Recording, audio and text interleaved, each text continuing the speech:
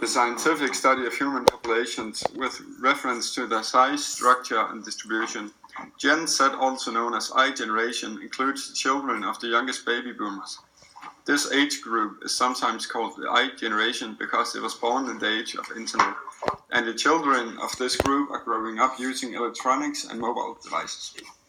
The baby boomers are children of parents who lived through World War II, and they're now in the 50s and 60s. Boomers spend 400 billion more per year than any other generation. The demographic of people over 65 spends more than 7 billion per year online, much of it on their grandchildren. We have chosen the non-religious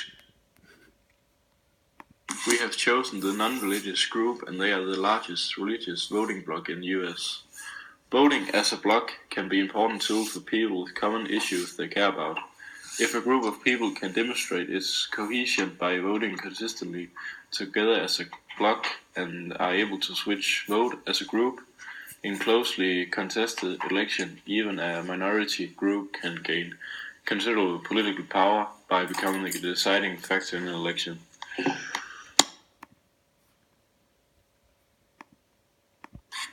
The third largest ethnic group in the United States is the African Americans. The large majority of the African Americans supports the Democratic Party. In the 2004 election, the Democrat John Kerry received 88% of the African American votes. They are experiencing a lot of homicides and a lot of shootings. 60% of all African Americans are in prison. Latinos, also called Hispanics, is the second largest ethnic group in the United States. The majority of 57% votes for the Democratic Party, but it depends on the location and background. In the presidential election of 2008, Hillary Clinton received most of the votes, and it seems that she'll do it again. Some of the problems for the Latinos are that only 57% of them are registered voters. Only 52% of them are in job, and only 43% of them have health care. Not only that, but they also have the highest birth rate. Only 55% of them have an education, and it's a big part of the social problem.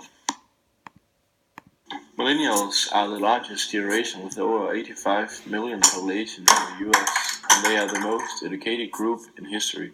In this year's election, the majority of the millennials supported candidate Bernie Sanders, the Democratic Socialist. 40% of the millennials are unemployed. The South is among the biggest groups in the United States. The Republican candidates for president have won the South in elections since 1918. The South had some problems after the Civil War, and the Confederate money was worthless, banks were ruined, and there were no laws or authorities. Their loss was huge. Women are not getting paid as much as men. They experience sexual violence where no one really helps them. Even in the media, they aren't being shown fairly. The women in the USA are voting for Hillary Clinton. She's supporting the women's rights. She wants to lift women out of poverty and confront violence against women. 41% of those in the working class whites are living in urban areas. 69% of those earning less than $30,000 a year. They are supporting Trump, and their beliefs are about how the immigrants are burden on the country. Only 1,614 adults, including 701, were identified as working class whites.